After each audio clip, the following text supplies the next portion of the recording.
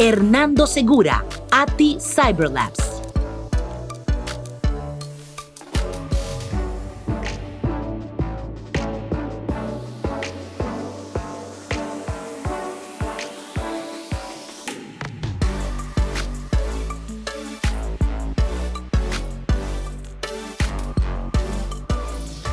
Vamos a hablar de un tema que creo que es fundamental en estos procesos en los cuales el mundo está ingresando y mucho más aceleradamente a través de las decisiones que las empresas han tenido que tomar después del inicio de la crisis de hace poco más de 3 meses. Son dos temas fundamentales en los cuales no siempre tenemos la oportunidad de hablar de ellos juntos. El primero es el proceso de transformación digital. Vamos a tratar de entenderlo utilizando una metodología bastante innovadora. Y el segundo es los retos que nos trae esta nueva era, fundamentalmente desde la perspectiva de la protección de nuestros activos digitales y la protección de nuestros datos. Bienvenidos a un mundo en el que todo lo que creíamos está siendo reconstruido. Y lo que quiero que recordemos a través de esta presentación es esta palabra que es el centro de todo el argumento, que es la reconstrucción, es decir, una nueva construcción. Yo soy Hernando Segura, soy el gerente general de ATI Cyber. ATI Cyber es una empresa que se dedica a procesos de ciberdefensa, a proteger los activos digitales de las empresas, pero también tengo una experiencia amplia en el tema de transformación digital. He liderado procesos de transformación digital en diversas empresas de la región.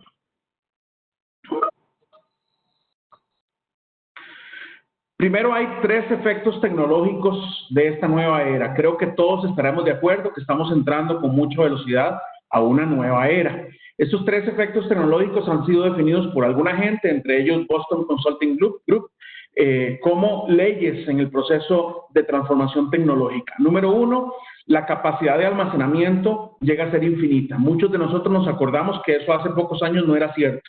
Hoy en día ya no existe restricción en el proceso de almacenamiento de datos, por lo cual esta capacidad de almacenamiento está al servicio de todos nosotros y es de manera práctica infinita. Número 2, existe una enorme capacidad de procesamiento. Lo que antes era impensable en velocidad y capacidad de utilizar datos y transformar esos datos a través del procesamiento, hoy en día es una realidad y crece permanentemente. Las iniciativas que vienen de parte de IBM y otras empresas a nivel mundial, por ejemplo, en el área de la computación cuántica, hace que esta capacidad de procesamiento incluso vaya a crecer mucho más a límites en los cuales nosotros ni siquiera habíamos estado presentes. Y tercero, la velocidad de transmisión es incremental.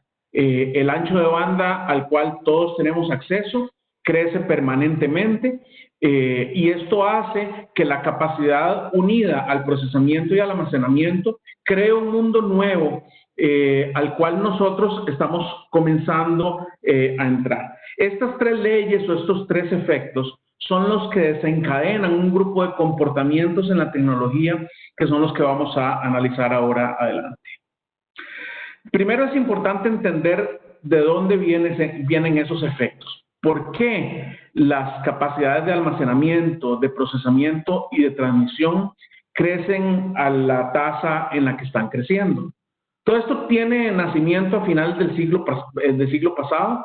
En 1991, ya existiendo la Internet en las formas iniciales que tenía, en el 91 se creó la tecnología del World Wide Web, es decir, todo lo que tiene que ver con presentación de datos en una capa mucho más visual. Ya en 1992, para que entendamos la dimensión de este cambio, 1 millón de computadoras estaban conectadas en el mundo a la Internet. Y en el 96, solo 4 años después, más de 10 millones de computadoras estaban conectadas. Esto causó un enorme frenesí, no solamente en el mundo tecnológico, sino también en el mundo financiero. Cada vez más inversionistas comenzaron a considerar que era importante poner sus fondos y sus fuentes de financiamiento a disposición de las empresas que estaban presentes en este nuevo mundo de la Internet. Y creo que muchos de nosotros nos acordamos, y ahí es donde nació la burbuja de las empresas .com. Enormes cantidades de dinero fluyeron hacia cualquier empresa que decía tener una posición competitiva utilizando la tecnología de la Internet. 4 de ellas, que creo que son algunas de las más insignes, están presentes en esta filmina. La primera fue Pets.com, que vendía mascotas y suministros de mascotas a través del Internet. Es una empresa que incluso se anunció en el Super Bowl, pagando millones de dólares por publicidad tradicional. La empresa nunca resultó ser rentable, nunca llegó a sus niveles de ingresos que pudieran hacerla rentable y desapareció. Sin embargo, tuvo un nivel de inversión monstruoso cuando hizo su lanzamiento a la bolsa de Estados Unidos. La segunda fue eToys, que fue una iniciativa de venta de juguetes en Internet. A todos nosotros nos suena como que esta puede ser una buena idea en nuestros días, y muchas empresas que venden juguetes en Internet son exitosas hoy. En aquel entonces no lo fue, pero también recibió un enorme flujo de dinero de parte de los inversionistas. Webvan, la cual nos va a resonar a todos nosotros en este mundo de pandemia, era una empresa que distribuía abarrotes y alimentos a través de un proceso de venta en Internet. Por supuesto, desapareció también después de muchísimo dinero que los inversionistas pusieron en ella. Y Flus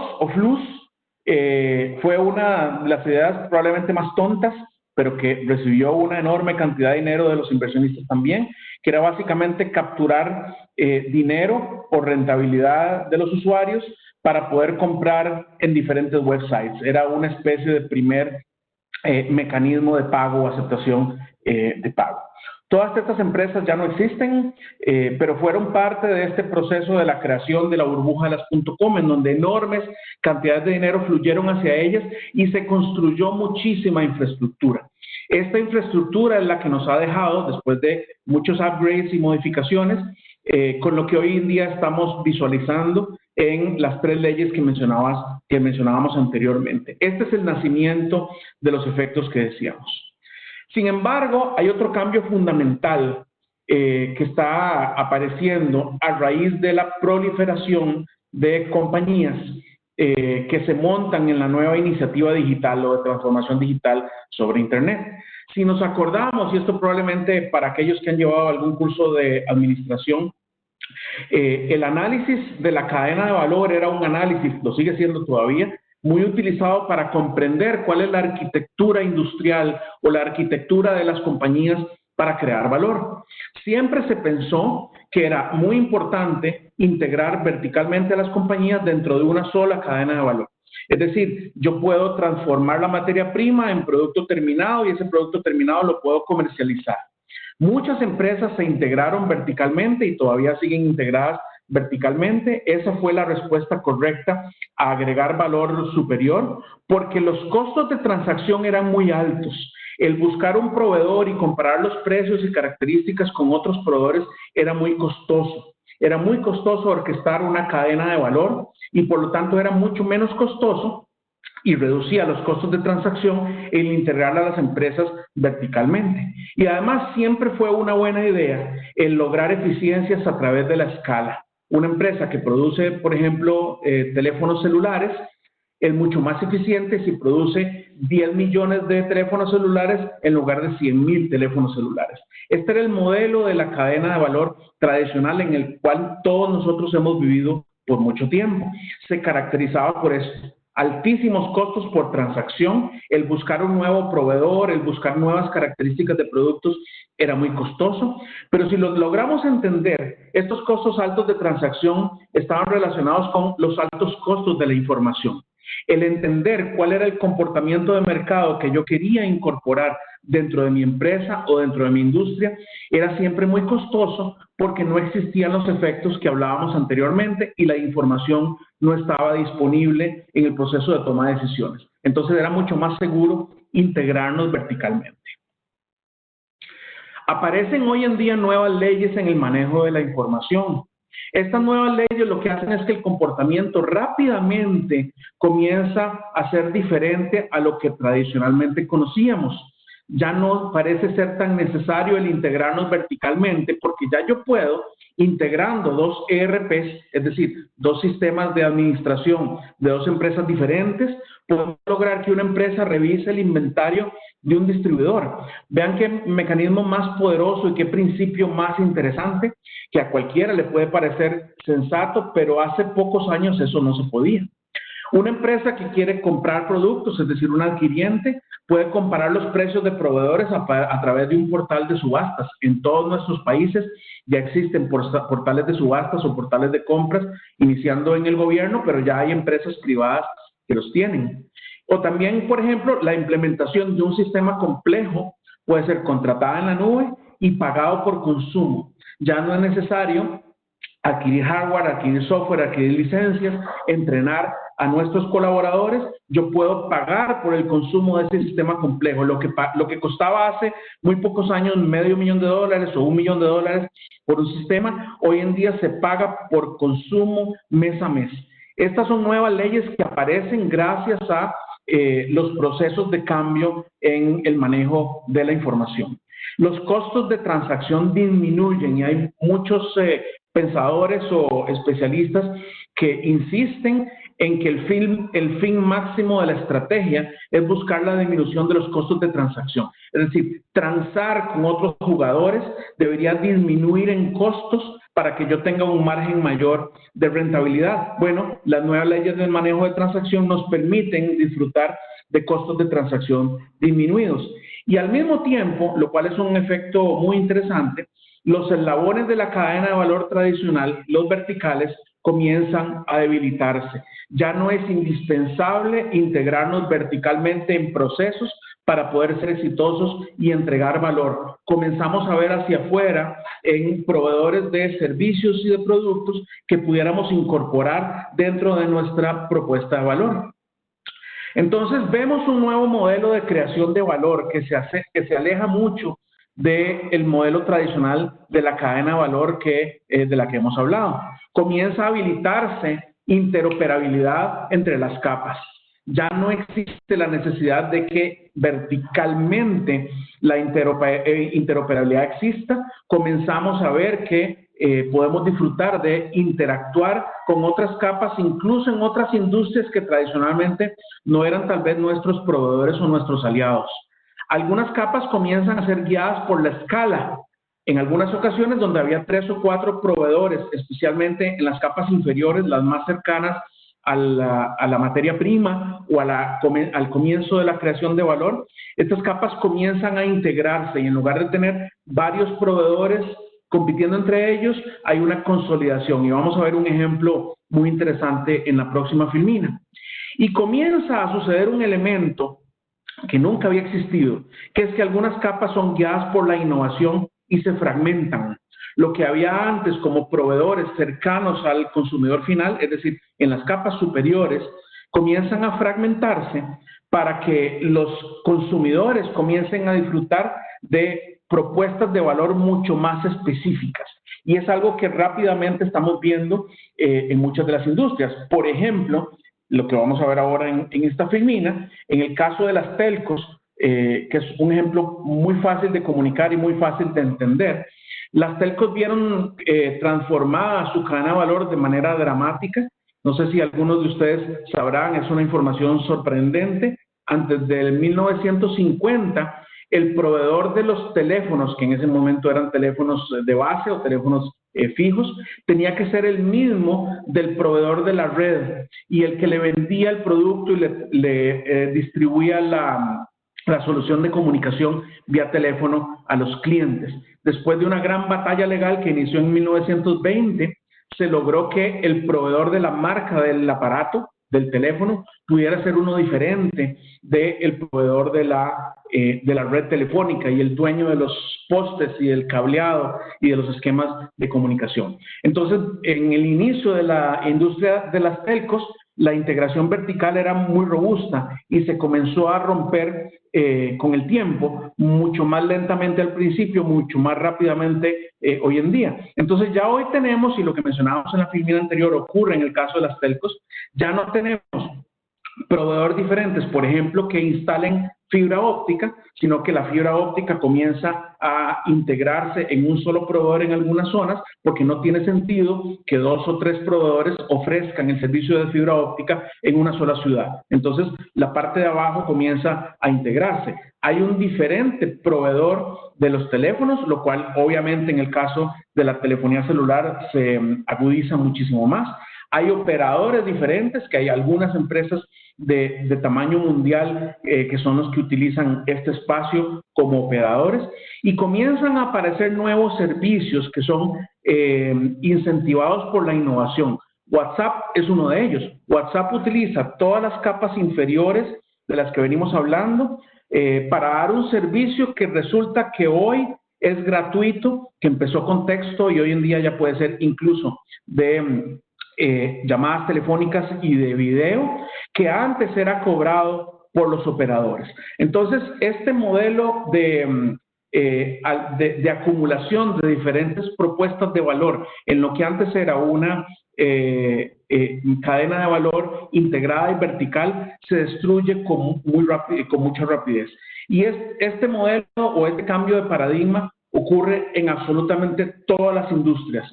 Todas las industrias que en algún momento se pensó que eran importantes desde el punto de vista competitivo, integrarse verticalmente, comienzan a abandonar esa tendencia para explorar con interés proveedores que pueden entrar en algunas áreas de su propia cadena de valor.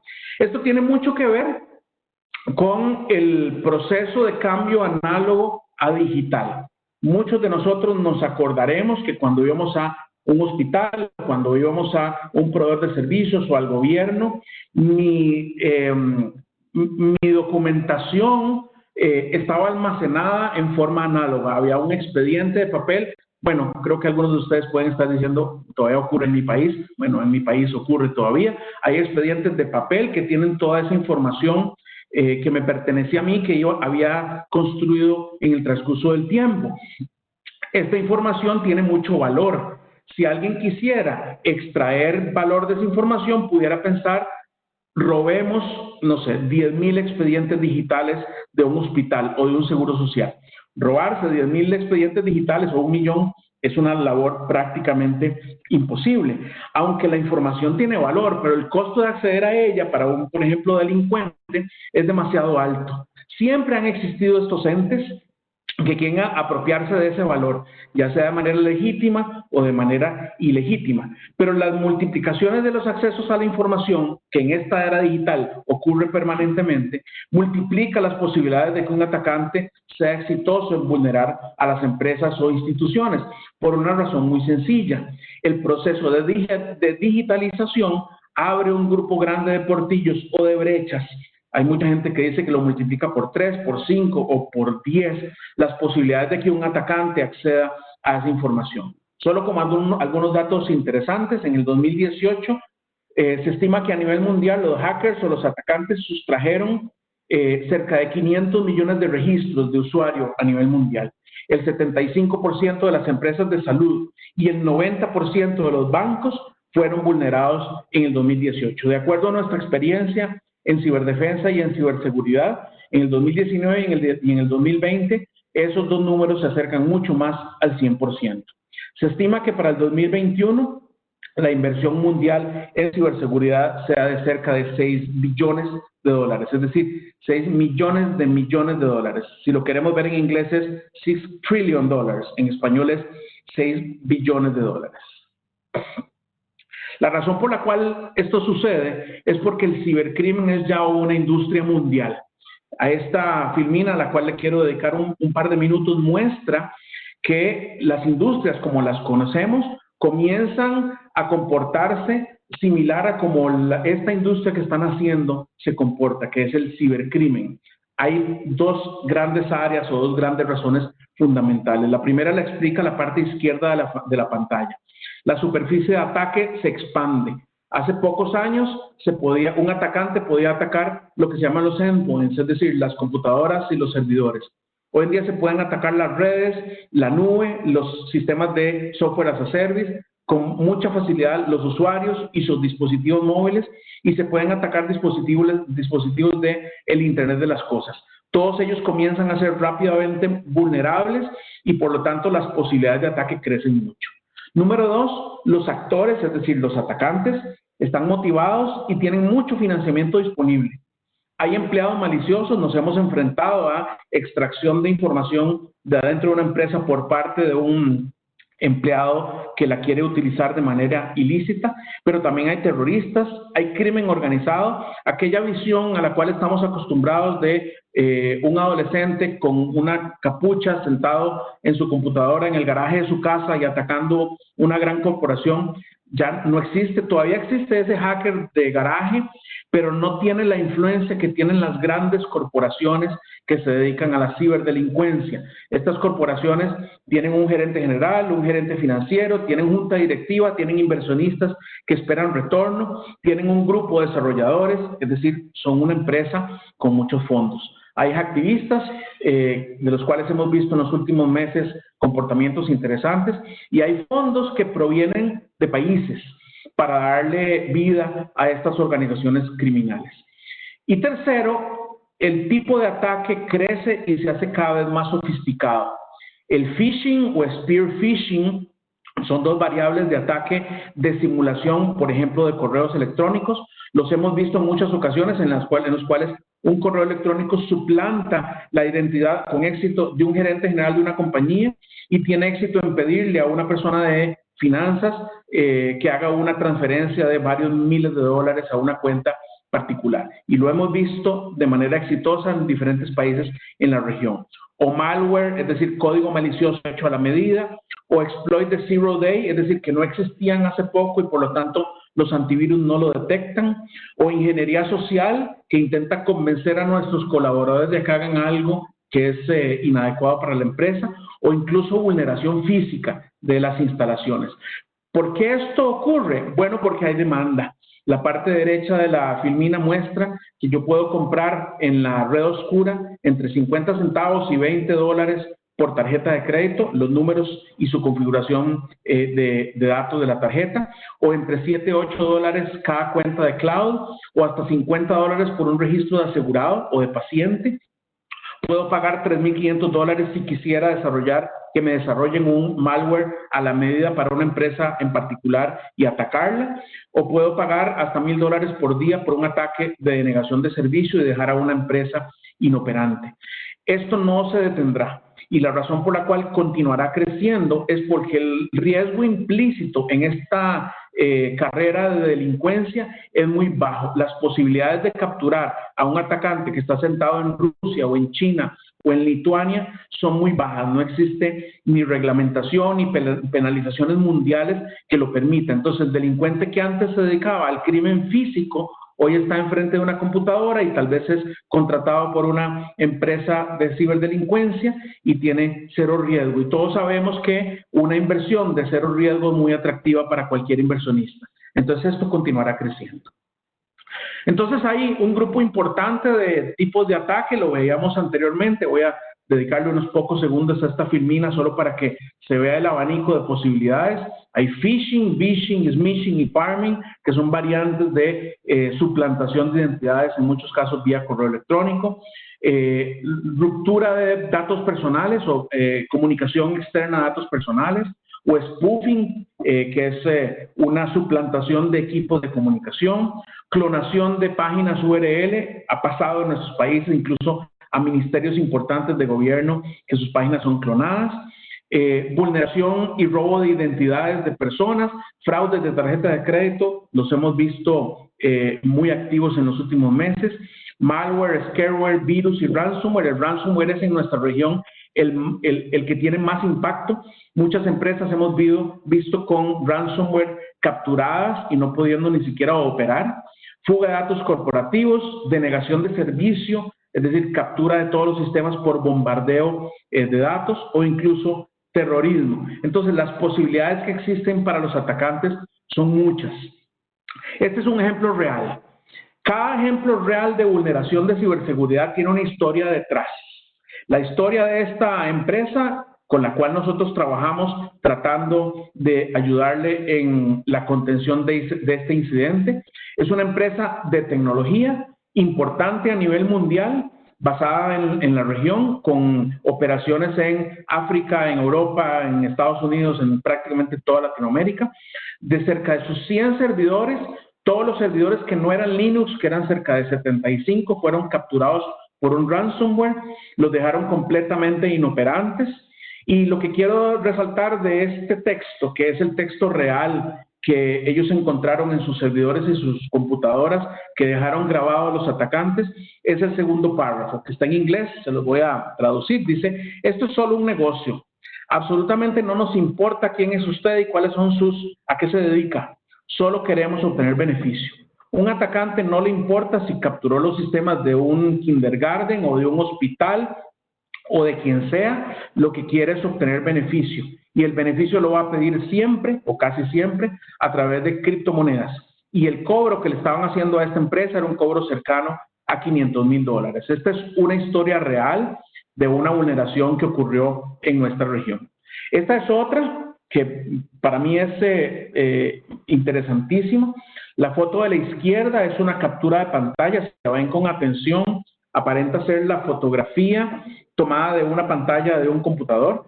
Nosotros cubrimos los datos específicos, pero lo que había ahí era combinaciones de usuario y contraseña. Esta fotografía apareció a la venta en la red oscura en Europa y era combinación de usuario y contraseña de acceso a servidores de una empresa muy importante en el área financiera en la región. Después de trabajar con ellos haciendo la contención, encontramos esa lista de 5 piezas de software malicioso. Algunos son spyware, que captura combinaciones de usuario y contraseña. Otros son downloaders que bajan código malicioso. Otros son crypto mining, que le permite especialmente a los atacantes chinos utilizar el músculo de computación de los servidores para hacer minería de criptomonedas. Pero lo más importante es que la manifestación se dio cuando nosotros nos llamaron para atenderlos en abril del 2019 y encontramos que el paciente cero, es decir, el primer archivo infectado, fue infectado en octubre del 2018. Esta institución tuvo cerca de 5 meses una infección que estaba extrayendo información relevante. Este es un ejemplo importante, este es un caso real de una herramienta que nosotros utilizamos para entender la salud de la ciberseguridad de cualquier empresa con presencia en Internet. La nota que sale acá es una nota de 25 sobre 100 acerca de la seguridad de sus aplicaciones. Y hay una lista de vulnerabilidades, dentro de las cuales hay 3 vulnerabilidades con alta severidad. Esta es una empresa real, obviamente no mostramos el nombre, con inversión importante en tecnología, pero que no ha logrado fortalecer el área, por ejemplo, en este caso, de la seguridad de las aplicaciones. Encontramos casos: seguridad de los sistemas de DNS, seguridad de los endpoints, seguridad de los sistemas de comunicación, seguridad relacionada con ingeniería social. Entonces, son casos que están ocurriendo en todas nuestras empresas hermanas de la región y en muchísimas ocasiones ocurren sin ser detectados por muchos meses. El nuevo plan en el juego de la ciberdefensa tiene que ver con la comprensión de cómo está cambiando el esquema de la cadena de valor.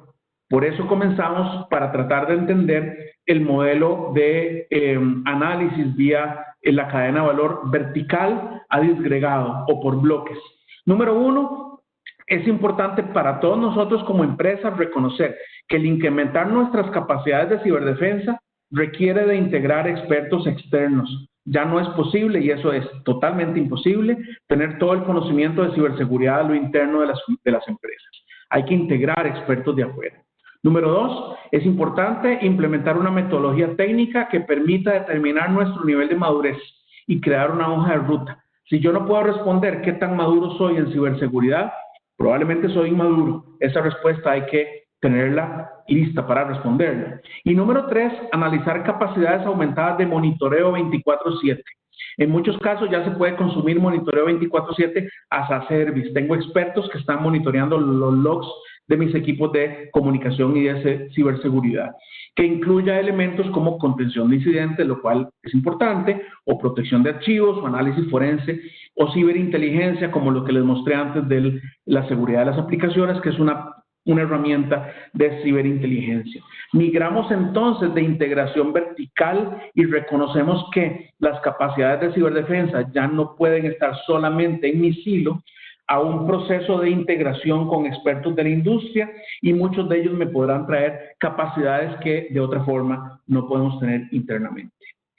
Muchas gracias a todos. Estos son mis datos, hernando@aticyber.com, y esta es la empresa Aticyber. Trabajamos en procesos de transformación digital y de ciberdefensa.